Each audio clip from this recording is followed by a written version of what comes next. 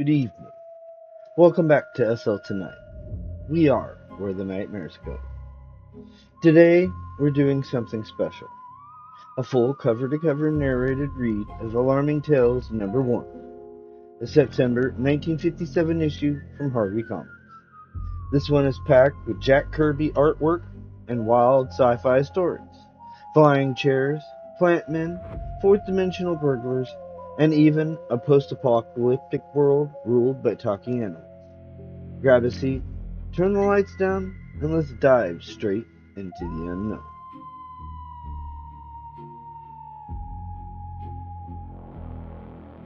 We're off into the realm of the unknown.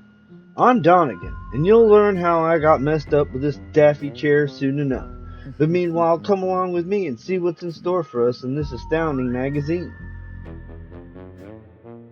The mysteries of time unfold before us, and the meek inherit the earth and the last enemy. Animal, vegetable, or mineral, what manner of man is that which springs from the Cadmus Seed? What's this about Logan? How can he possibly get into any more trouble? Oh, you haven't heard? Logan's dead. Wow, what kind of place is this? It's crazy, man. Crazy. You haven't lived until you've seen what it's like behind the fourth dimension.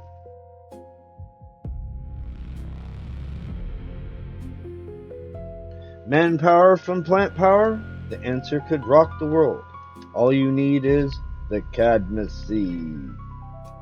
I didn't like Professor Horace Googer, but then who did? I went to see him anyway. He was tops in biochemistry, and a good businessman never turned down his discoveries. Oh yes, I've got something astonishingly new.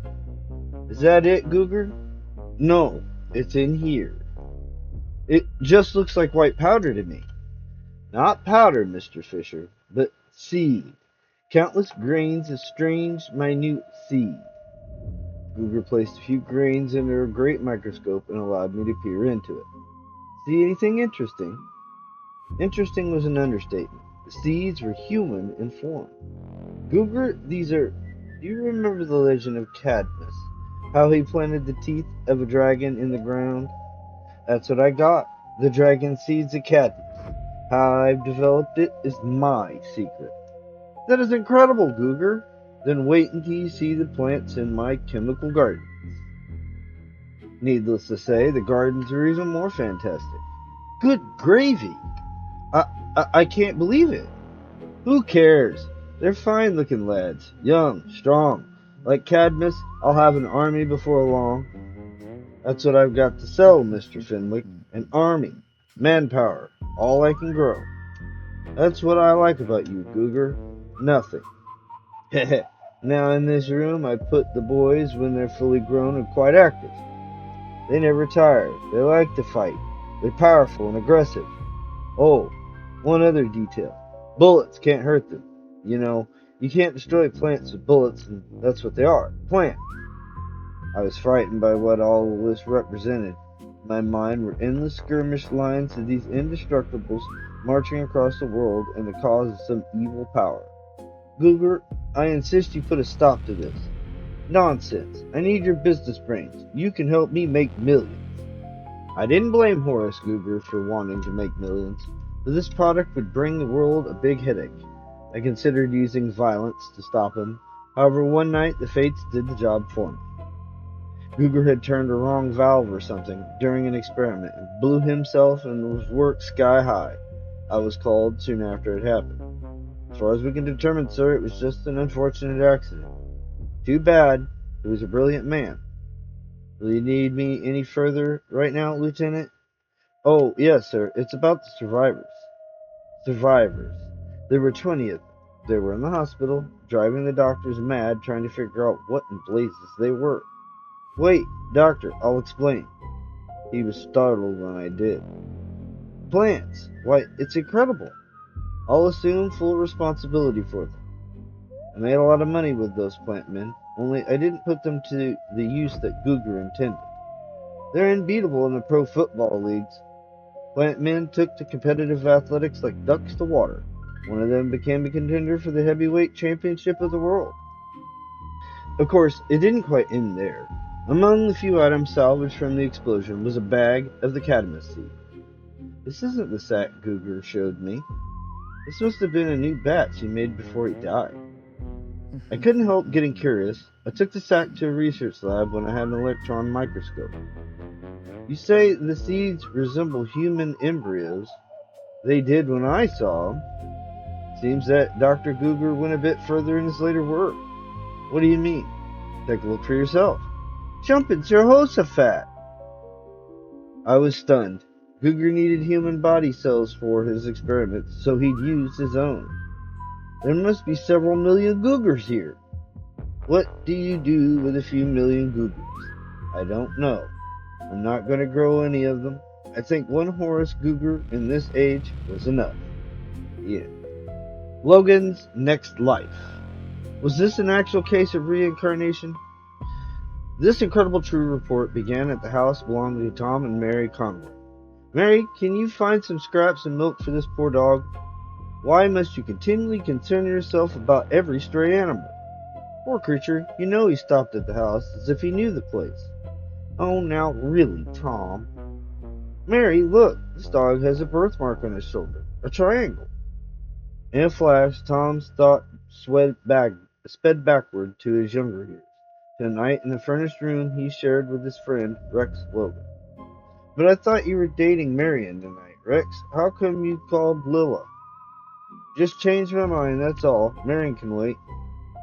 Rex don't care if he hurt Marion's feeling. He was callous and inconsiderate in many ways. It didn't seem like he'd ever change. With your behavior, Rex, you'll never take human form in your next life. Is that what your book on reincarnation says? Its theory is that if you live like a snake in this life, maybe you'll be a beetle or some other low form of life in the next. But you could regain your human form again by doing one unselfish act. Your mumbo-jumbo doesn't scare me one bit, Tom. Not while I've got this lucky birthmark on my shoulder, this triangle. All this passed through Tom's mind because Rex Logan died that same night in an auto accident. And now this dog, Tom examined, suddenly yelped and ran away. Rex, wait! Why, Tom, you called that stray dog by name as if you knew him. Yes, for a moment I thought I did. Tom didn't see the dog again until the night he and his wife were called from a movie to find their house was on fire. Let me go! My baby's in there! No, you won't have a chance! Then someone shouted something about a dog having run into the burning house. Suddenly, the dog! He saved our baby! Baby was alright, but it was too late to do anything for the dog. That hound is done for. He was as brave as a man. But that wasn't the end of the strange occurrence. The climax came on the night that Doc Davis delivered Tom's second child. You got a fine boy there, Tom, and apparently a lucky one, I might add. There it is, Tom, the birthmark on his shoulder. A perfect geometric triangle. Rex Logan's birthmark, the dog's birthmark, and now? Tom gasped at what he saw. Was all this just a chain of coincidences? Overworked imagination? Or actual evidence of reincarnation? What is your opinion? The story was based on actual fact, however, all names and places have been changed. Eddie could never be confused in this world, but the fourth dimension is a many splattered thing. Eddie, no! Don't go through that screen! At the time, Max Hall and I owned a little hat store on High Street, and on Sunday we liked to sleep late and relax in the apartment we shared, but when the trouble started, our relaxing days were over. What? Again? Yep, again. This makes the third time we've been robbed. I wonder who's at the bottom of it. This time we're going to stay awake and find out. The raids hadn't netted the thieves any big hauls. In fact, they didn't take anything of real value. Just odd items like a comb, a clock, things like that. That night, Max and I stayed awake and alert. See anything yet? Quiet! Suddenly, in the darkness, a strange light began to flicker.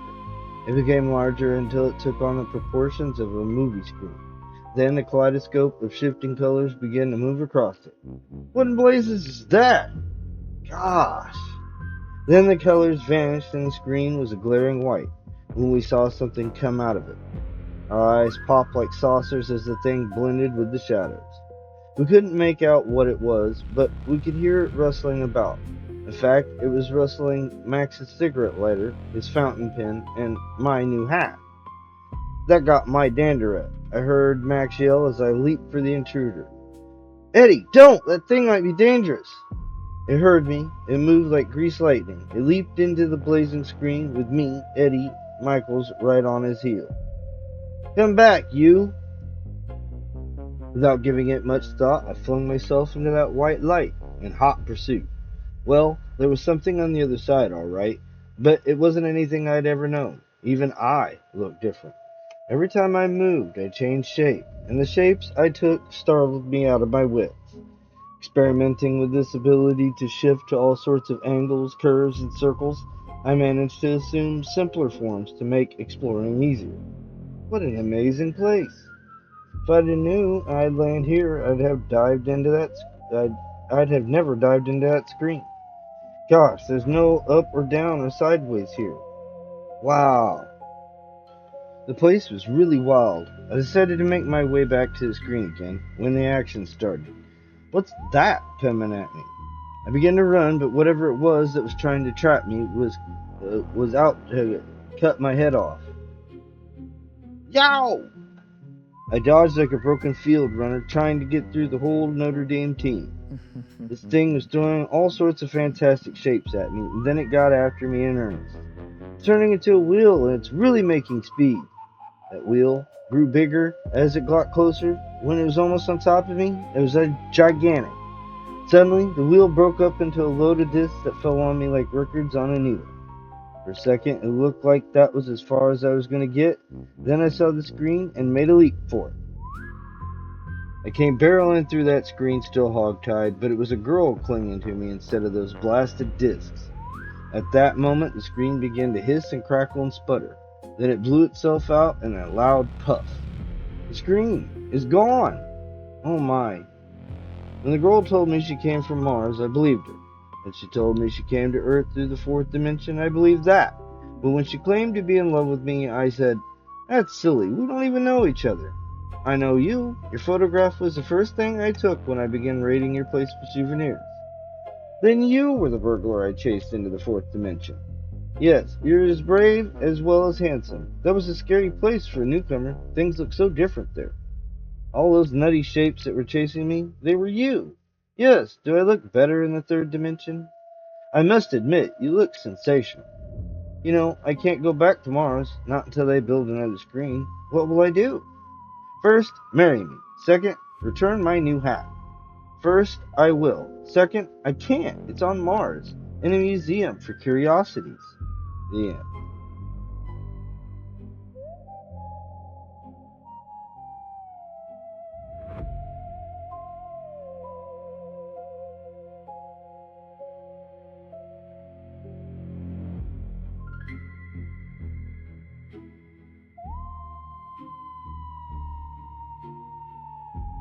The time traveler found strange friends in the world of the future, and the chance to beat the last enemy. I set the time cube down upon what should have been Montford, Connecticut, in the year 2514 AD. For years of hush-hush work at the government labs had paid off. The cube would work, but the public would never know about it, even long after I got back. I'll hide the cube in this cave, then I can do a little exploring. There was a forest all about me. In 500 years, every trace of the city of Montfort was gone. Instead, I came upon a field strewn with of all things, dead tigers. Tigers, dozens of them, and wearing clothes. Just then, I heard a voice behind me, a voice with a squeaky quality. I could understand that when I saw its source. "It was quite a battle, mister. The big cats are the toughest to beat. You can talk?" "Oh yes, your kind left us many things, language, culture, weapons. But you're not supposed to be alive, mister. Something called an atomic war finished the humans. And so the Earth was left to the animals? Someone had to inherit the Earth. It's still a nice planet to live on, you know." There were so many questions to ask, but the impact of mankind's tragic end struck so deeply that it left me stunned. I turned to the creature when I heard him snicker. What do you think is so funny? The lights don't go out entirely after the knock on the head. I felt the pain and caught a quick glimpse of the ground coming up to meet me. I could only sense the rust, being dragged into some sort of tunnel in the ground. Then I passed out. If ever any man was in a jam, it was Hammond Drake myself. I couldn't guess how far underground they'd taken me. When I awoke, I was facing an inquisition. That light hurts my eyes. Can you tell us what you want to know? I'll turn it off. What can I possibly tell you that... Look here, you're not dealing with our ancestral species. We think, we build. We're fighting to rule this planet, and with your help, we can win. Our tunnel networks circle the Earth's entire subsurface. Up above, the dogs and cats struggle for mastery, and up till now, we've waited for one another to destroy the other. Now, we won't have to wait, not when we can learn to make atomic bombs. Atomic bombs? Yes, you'll show us how. If you can't, we'll travel back to your time period and find someone who can. I don't know what you mean. Don't kid me. You didn't get here with a pogo stick. Kind built a time machine, and you're its pilot. Now tell me where you hid that machine. The little devil was smart, and from the looks of his kind, quite nasty, but I kept my silence. Won't talk, eh? But you will, you know. We've studied the methods of the ancient Nazis. Remember them? Just then, an alarm bell went off somewhere, and a look of fright crossed the Inquisitor's face. A raid! It's a raid! Ring! I didn't know what this meant, but I hoped it was the miracle I'd been praying for. To the main cavern, quick! But the main cavern was already in the hands of the invaders. They were huge and lightning swift, and they poured with organized precision from a vehicle with a drill head which had bored its way into the underground tunnels. It was an astounding sight. The raiders carried what looked like flamethrowers, but it was gas, which spewed from the nozzles in their hands. My captors had fled, and all I could do was yell and cough as the gas enveloped me. My last memory before I struck the floor was the shadowy figure of one of the invaders looming before me in the swirling mist. I awoke, and in all things a soft and comfortable bed. I'd have felt quite content as if I didn't see the dog, the fox, and the bear at my bedside. Imagine that. A man. A real man. Fantastic. Suddenly, the door to my room was flung open by a huge bulldog in military uniform. My visitors jumped to attention when he entered. He evidently outranked them all. Attention! At ease! I called him General and left respectfully when he requested that they leave us alone. I trust that you are comfortable, sir. Do you feel better? I've been given the best of care. And why not? It is like welcoming the return of an old friend, is it not? Tell me, General, about all this fighting. Alas, the fighting. You must find it sad. However, the dog does not fight to subjugate. He fights to put an end to the instinct of the natural enemy. In the beginning, we fought them all, the foxes, bears, wolves. Now we are allies, you see. It is possible to substitute cooperation in place of fear and hate.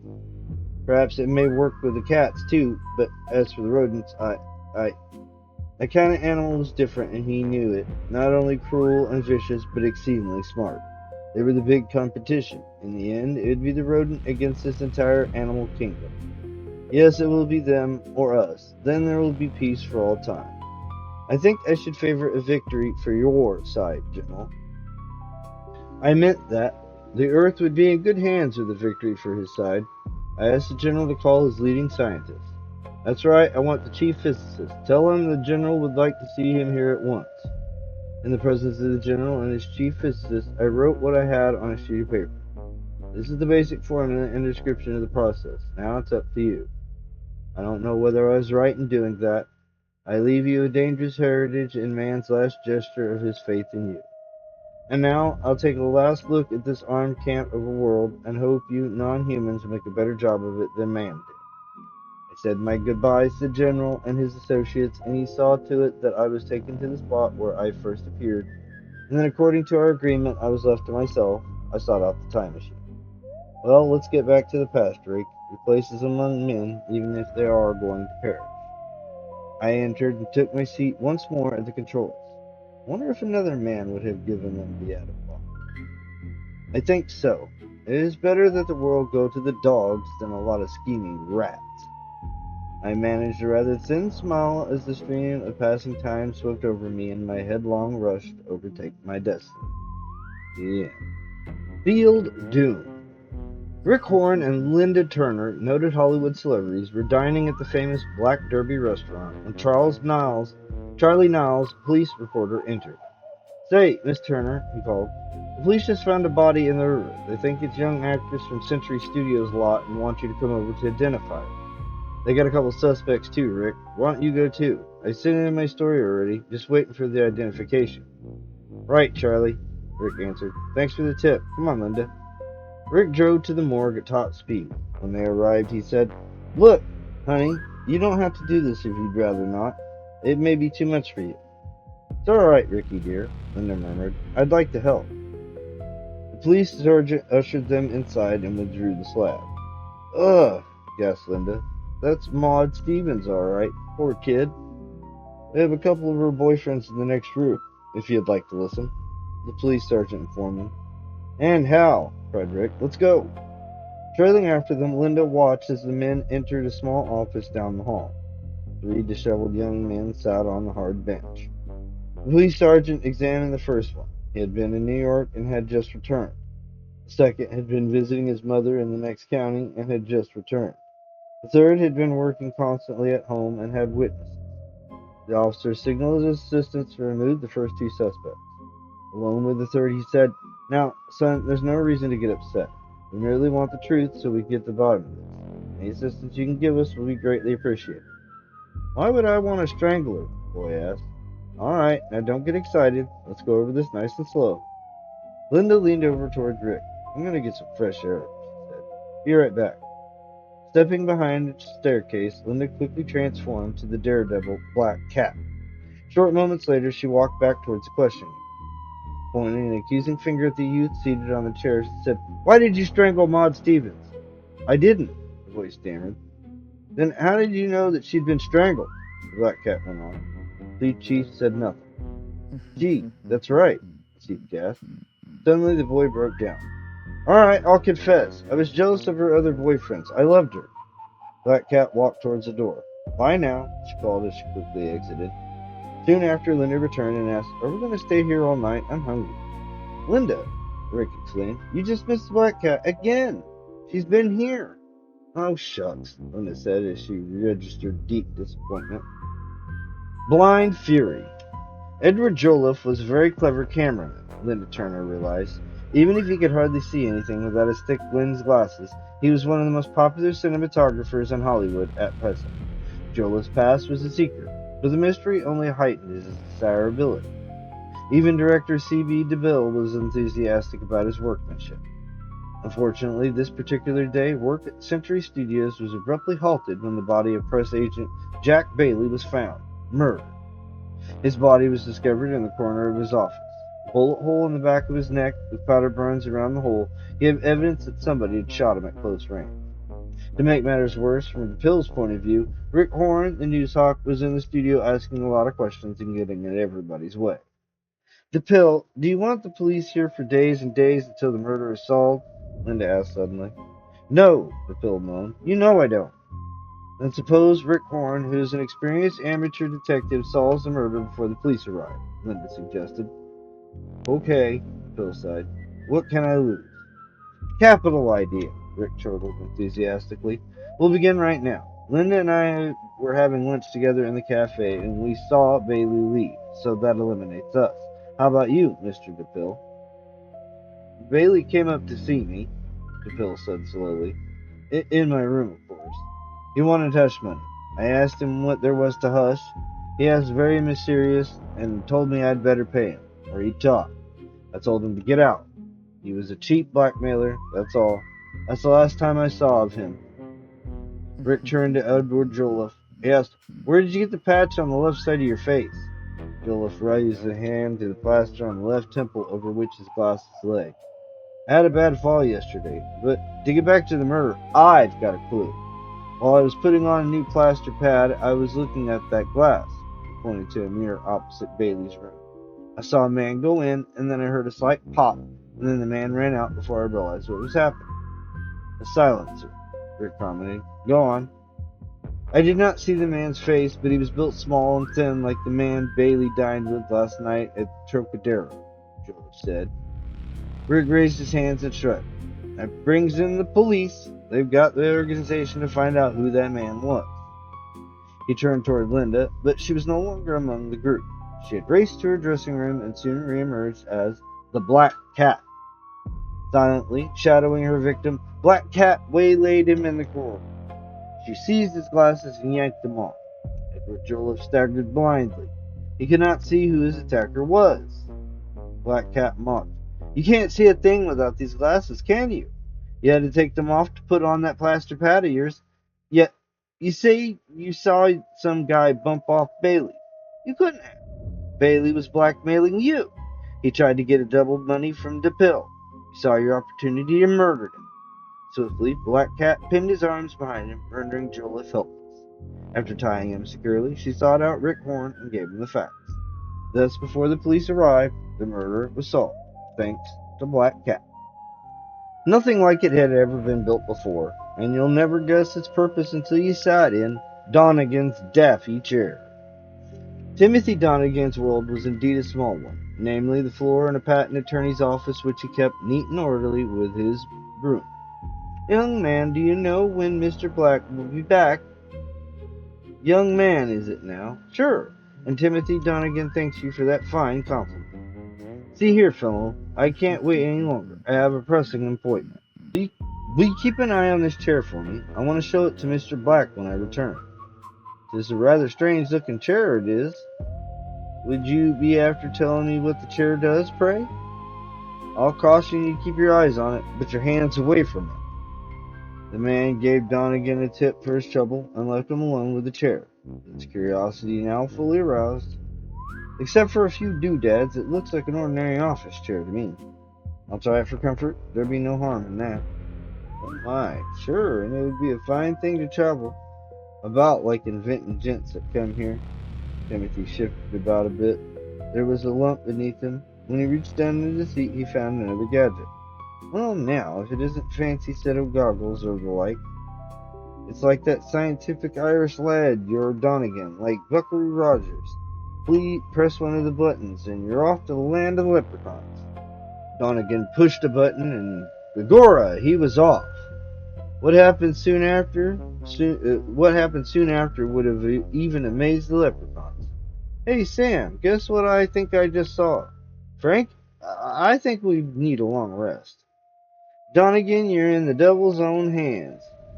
Talk about unidentified flying objects. Timothy Donnegan, where will this end? At an Air Force base. Am I supposed to take this seriously? One of our pilots reported it, sir. Even if the chief of staff saw it, I wouldn't believe it. But, sir, we tracked it on radar right here at base. Then I'm going to have every man who tracked that thing sent to a psychiatrist. That's all, Sergeant. Meanwhile, Donnegan had already broken the sound barrier, the heat barrier, and the speed of light. He passed the moon in seconds, and left the solar system in faster time than that. Then he vanished among the stars. For all purposes, Timothy Donnegan was among the missing.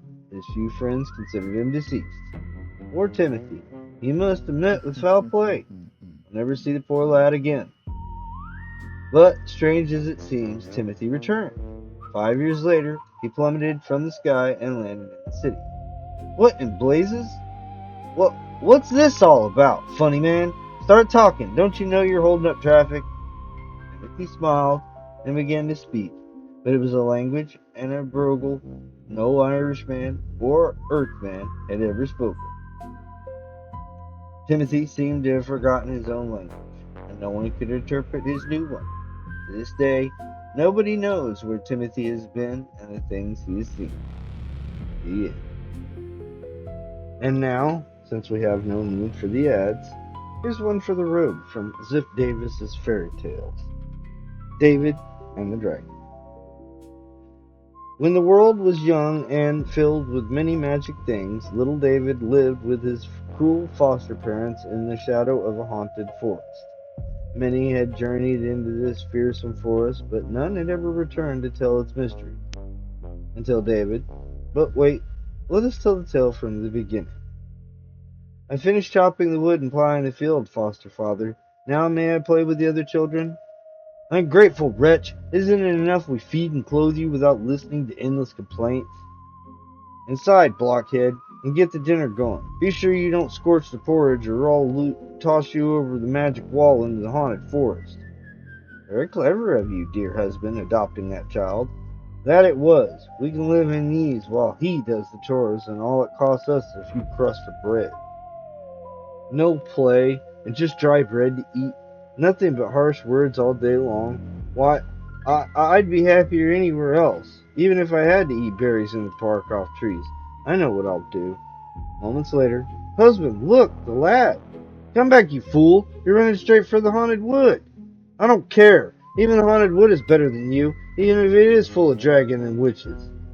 David runs and runs and runs until the magic wall, it's opening, as though it expected me.